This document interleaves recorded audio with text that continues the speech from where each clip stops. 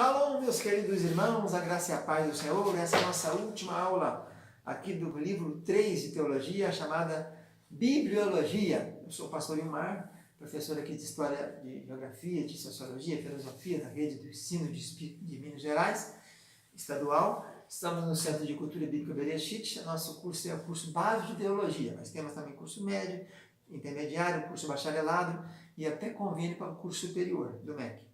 Nós estamos ministrando as aulas de teologia, nível básico, bibliologia. Essa é a última aula.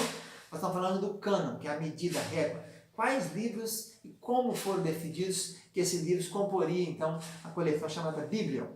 Na aula passada falamos sobre o cânon do Velho Testamento. Agora falaremos sobre o cânon do Novo Testamento. Então, no Novo Testamento, esse cânon só veio a ser definido oficialmente lá pelo ano quase 400, no Concílio de Cartago. Mas logo depois, no dia de Jesus, foram se fazendo então as compilações, né? Os autógrafos, aqueles primeiros escritos que foram passados, começaram então a circular, as cartas circulavam. O próprio Pedro tinha uma coleção das cartas de Paulo, né? Ele fala que são difíceis de entender e tal. Então, o cânon do Novo Testamento, primeiro teve um estime eclesiástico, a lista dos canônicos, né? Para que se coligissem isso aí, para que montasse um livro só, onde tivesse todos esses detalhes. A igreja primitiva, então, tinha necessidades internas e externas que exigiam o reconhecimento dos livros canônicos. Então, primeiro foi o estímulo eclesiástico. Segundo, o estímulo teológico. Tornou-se cada vez mais necessário definir os limites do legado doutrinário apostólico. Necessidade de saber que livro deveria ser usado para ensinar a doutrina com autoridade divina, né, para que tivesse, então, um fundamento. Terceiro foi o estímulo político à lista dos canônicos. As forças que pressionaram a canonização culminaram na pressão política, que passou a influir na igreja, depois de Constantino, no ano 310. Né? Então, como Diocleciano foi um dos últimos que perseguiu a igreja, mandou queimar todos os livros que existissem, aí então a escritura deveria ser queimada, segundo ele, eles tiveram que apressar para separar logo e definir, para ter cópia depois de quais eram os livros oficiais em que comporiam esse cânon do Novo Testamento. A evidência neotestamentária de um cânon crescente. Já na última metade do século I, a maior parte dos livros havia sido escrita para as igrejas locais. Né? As cartas, por exemplo, particular, Filemão, João. Outros livros tinham ido para a Ásia, como 1 Pedro, né, e Apocalipse, e até para a Europa, Romanos. É provável que alguns dessas cartas tivessem origem em Jerusalém. Tiago, por exemplo, pensa que escreveu em Jerusalém. Outras vieram de Roma e nos confins do Ocidente, que Paulo escreveu algumas cartas presas em Roma, né? Filipenses, Colossenses. Então começaram a fazer a seleção dos livros fidedignos. Havia muitos livros falsos, pseudepígrafes, apócrifos, né? Muito livro naquele tempo. Então os cristãos de Tessalônica foram advertidos quanto a falsas cartas que teriam sido enviadas em nome do apóstolo Paulo. Paulo mesmo falou isso aos Tessalonicenses, né? Então, existia muita evidência que no seio da igreja no século I havia um processo seletivo de operação. O que vimos e ouvimos, isso nos anunciamos. Dizia 1 João capítulo 1, versículo 3. Então a leitura do livro autorizados. Outro sinal que o processo de canonização do Novo Testamento iniciou-se imediatamente na igreja no século I foi a prática da leitura pública oficial dos livros apostólicos. Paulo havia ordenado aos Tessalonicenses, dizendo que aquela carta, que pelo Senhor vos conjuro que esta epístola seja lida aos santos irmãos. Depois, na outra carta, ele diz o seguinte: vocês veem essa carta, também manda para a igreja de Laodiceia ler também. E vocês trocam depois. Está lá na Colossenses, né? Depois que essa epístola tiver sido lida entre vós, fazei também que seja lida no Laodicenses. Então, dá a entender que tinha a epístola de Paulo ao Laodicenses, mas não apareceu. Então, apareceu depois uma apócrifa referente a essa, né? Então, aquela cópia foi passando, a circulação começou, as cópias autenticadas pela assinatura dos apóstolos, ou seus emissários, a correr, para saber se era ou não era verídica. Então essas cartas circulares revelam o início de um processo de canonização, que foram várias cartas circulares que Paulo mandou. Parece que Pedro possuía uma coleção das cartas de Paulo, que assim ele fala em 2 Pedro 3, 15 e 16, não é isso? Judas também menciona Pedro, e Paulo menciona o Evangelho de Lucas como escritura sagrada.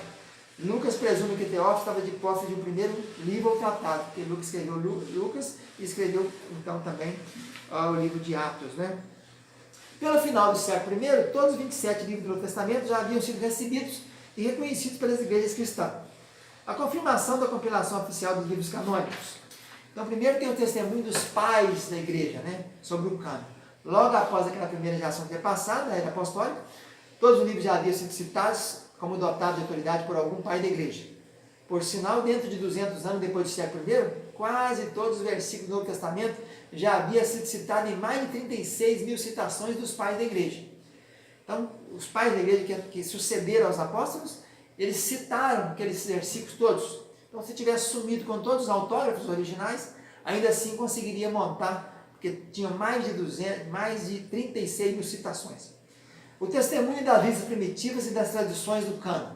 Então, a antiga siríaca, que é uma tradução do Novo Testamento, circulou na Síria, ela já continha esses 27 livros do Novo Testamento, exceto 2 Pedro, 3 e 2 João, Judas e Apocalipse.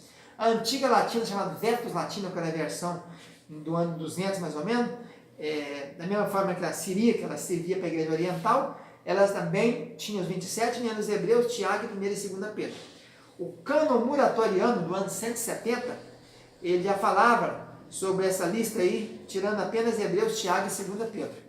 Depois tem o cânon barocócio, que mencionava então 66 livros da Bíblia, só tirando Esther do Antigo Testamento e Apocalipse do Novo. Eusébio de Cesareia, no ano 340, falando do cânon, na sua história eclesiástica, ele menciona os 27 livros, exceto Tiago, Judas, 2 Pedro e 2 e 3 João. Atanásio de Alexandria, no ano 373, menciona também os 27 livros do Novo Testamento como canônicos. O Concílio de Hipona de Cartago, então, baixa oficialmente a regulamentação e os livros, então, passam a compor oficialmente o cânon do Novo Testamento. Aí, no mesmo caso do Velho, tinha aqueles que eram homo legomena, os que todo mundo considerava que era escrito. Então, 20 dos 27 era assim, né? Todos concordavam que 20 daqueles 27 livros eram iguais, escritos iguais, todos concordavam com eles. Menos Hebreus, Tiago, 2 Pedro, 2 e 3 João, Judas e Apocalipse, que seriam então os antilegômenos, os que estavam em dúvida.